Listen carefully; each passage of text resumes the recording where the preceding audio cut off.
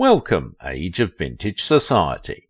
For passionate lovers of pre-code classic films, actress Miriam Hopkins is not just a name to remember.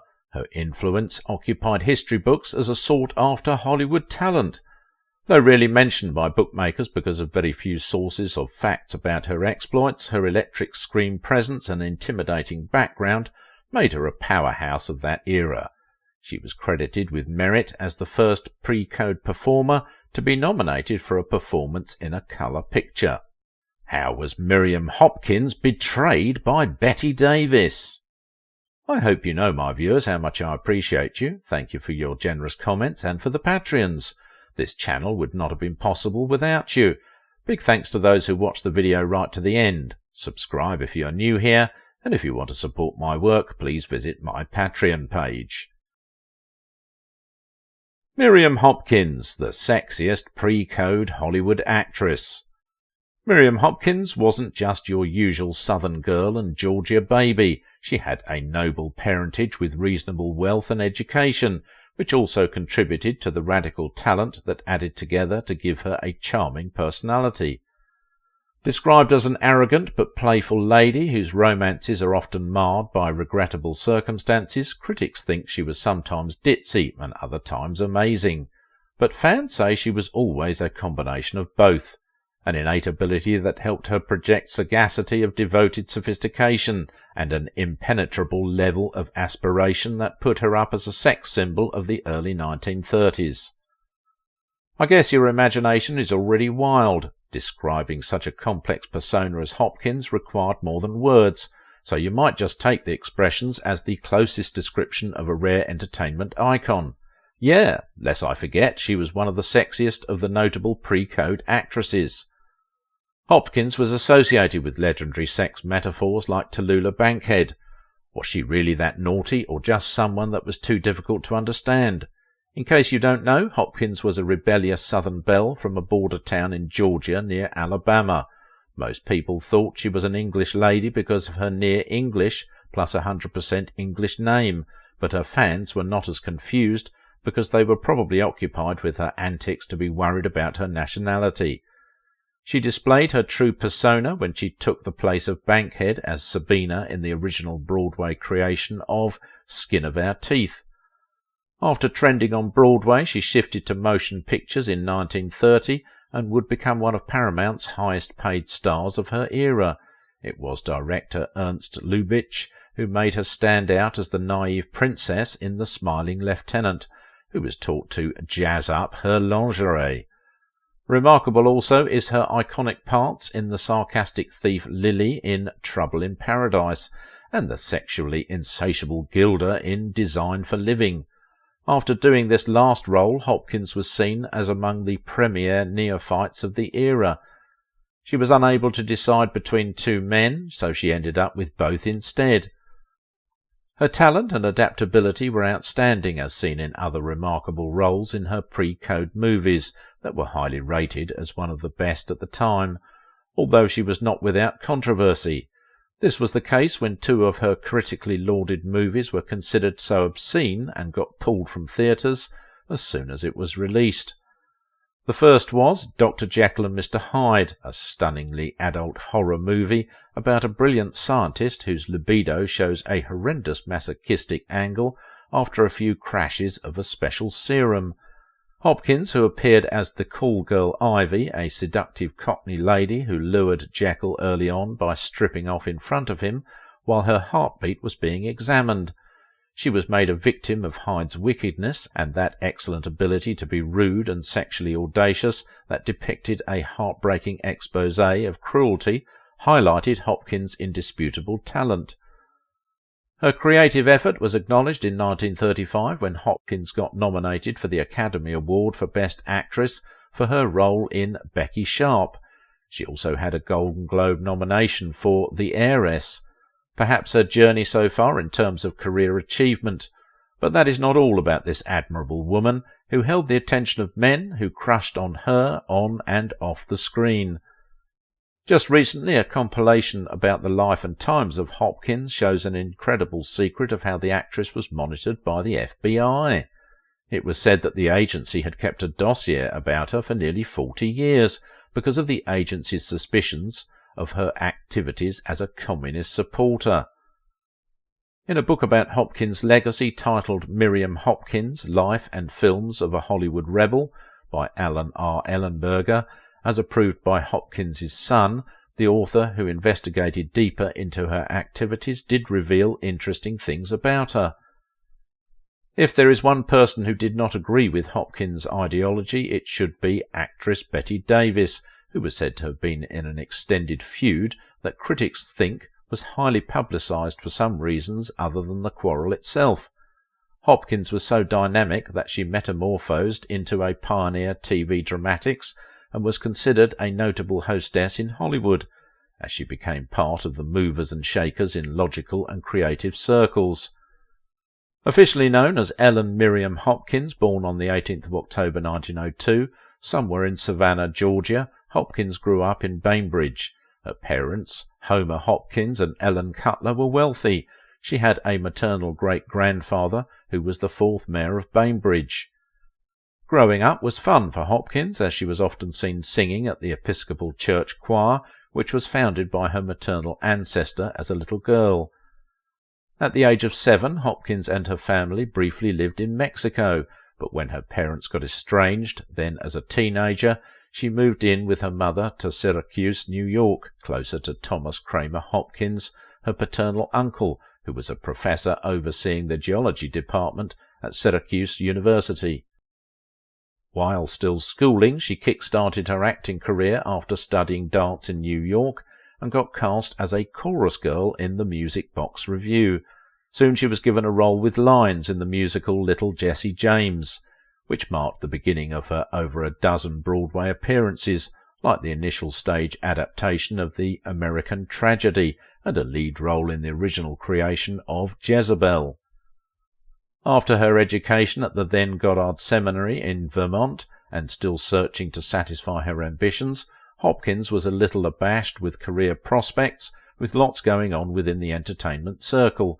She initiated her movie career, making a big impression in the 1931 version of Dr. Jekyll and Mr. Hyde, and established her artistic prowess in subsequent films. Hopkins became a choice female lead of her kind.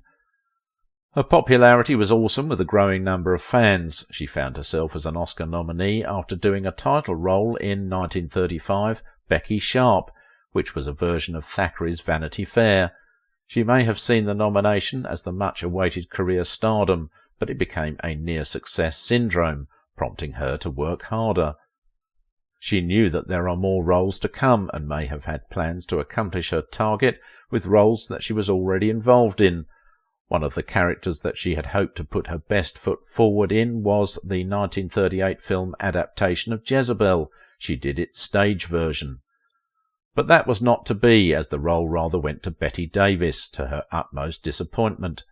Hopkins was said to have resentfully hated that replacement, that it became a dispute between the two actresses. Soon the feud became so publicised by motion picture studios, the noise may have lasted, not just because Bette took the film version of her character in Jezebel.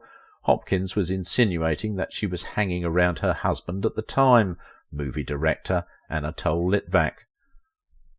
Data available shows that Hopkins was generally considered an insecure person, writes Ellenberger. I think she was a very insecure personality, and she felt she had to battle to get whatever roles she wanted. He believes that she was able to have a reputation for herself as someone who would always stand up for what she thinks was her right. She was not ready to let the studio or directors push her around, as was the case with some actresses of her time. If she had a weak director, she felt she had to take over, a clear definition of her kind of person. At some point, Hopkins was said to have preferred the theatre because she thought movies were less important, but her real fame came from the movies. Interestingly, Hopkins did not just rub shoulders with directors and sometimes with studio heads. Her enmity with fellow actress Bette Davis was more of an open secret that only grew worse as time went on. Arguably, her concern was genuine, at least not when Bette Davis began an illicit affair with her husband, Litvak, while he was directing her in 1938's The Sisters movie production. It was indeed a regrettable experience for Hopkins, who got to learn about Bette's meandering with her husband after taking over her role in what seemed like double jeopardy. It became known to her that on a particular weekend Litvak and Bette had a romantic fling at a local hotel. To her greatest shock, everything went south after that discovery. She was so bitter with both her husband and Bette, in an extreme hatred that occupied the gossip circle at the time. That particular incident, as revealed by Ellenberger, took place a few months before they both starred in 1939's The Old Maid. At the time, Bette was also emerging as a promising talent and getting more popular in the industry. That too added to the hatred and jealousy that existed between the two. Recall that the buzz created around the entertainment circle by the quarrel and other issues that may have been linked to Bette Davis did contribute to her eventual separation from Litvak, as the couple got divorced sometime that same year. Funnily enough, the feeling of resentment against Bette will continue, and somehow the two had to work together again to produce Old Acquaintance in 1943. By this time their hostility on set had become very terrible. The effect on the production was obvious, as it took the crew 3 times longer than it would usually have taken to complete the filming because of the inherent banters that characterized the entire production. Crew members may have been deeply saddened by the ugly scenario, including Bette herself, who was said to have vowed that she would never work with her again after that experience. It does appear as if there were indeed all sorts of avoidable exchanges of emotions that would further worsen the already bad relationship, to have made Bette say she would not work with her again, and of course she never did all through the rest of her career. Interestingly, Hopkins kept sealed lips about whatever may have transpired and insisted that production went smoothly without any argument, but the filming duration suggested otherwise. In a particular scene, Bette was making a speech while Hopkins was believed to be listening, but rather than listening she was cleaning the piano or walking around indifferently. That also was some form of antic that Bette had to endure. The media made fun of the epic dispute when a photo showing the two divas in a boxing ring on boxing gloves surfaced, with director Vincent Sherman standing in the middle as their referee. Reacting, Bette had described Hopkins as a terribly good actress, but terribly jealous. On why the FBI tracked Miriam Hopkins's activities over the years, she was said to have been involved in politics in the latter part of the 1930s. At the time, everyone thought she was a conservative, but after she met and married her third husband, her political opinion shifted to more liberal. Known as a Roosevelt Democrat, Hopkins participated in several political organizations that the FBI thought she was mixed up with communist fronts, and a communist sympathizer. The finger-pointing may have emanated in 1939, when the communist-operated Paris tabloid, Film Fronts, eulogized Hopkins and other notable communist film stars. That was also the year an FBI spy had told J. Edgar Hoover about her possible link with a certain communist organization. A report also appeared in the public domain in 1943, insinuating that several sources think Hopkins had sponsored programs that may have suggested her loyalty to communism. To add fuel to the already burning fire, Louis F. Boudens, the managing editor of the Daily Worker, who switched sides by rejecting communism in 1945, produced a list of 400 concealed communists to the FBI, of which Hopkins's name was on the list. However, the reality is that she was not, though many saw her as a communist-inclined fellow, even though there's no specific proof that she was, even though she never publicly made any comment in favour or against communism. Perhaps her obvious liberality and her frequent hobnobbing with people who were thought to be communist supporters at the time may have also contributed, more so as she married Litvak, who was a Russian, thereby expanding the suspicion. But after so many years of monitoring her activities, the FBI did not find anything to suggest otherwise. Even her son did not think she held any communist ideology.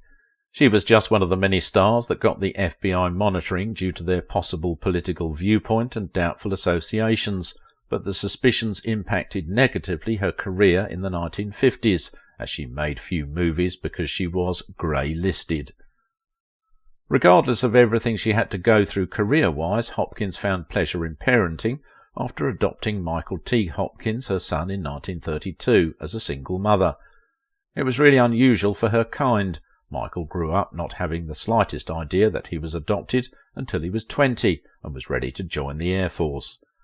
She was forced to tell him a secret that almost everyone in Hollywood but himself knew about when he needed a birth certificate to join the force. Though shocked by the truth, Michael never blamed her. "What could I do?" he asked rhetorically, noting, "I was treated well, I had everything I ever wanted."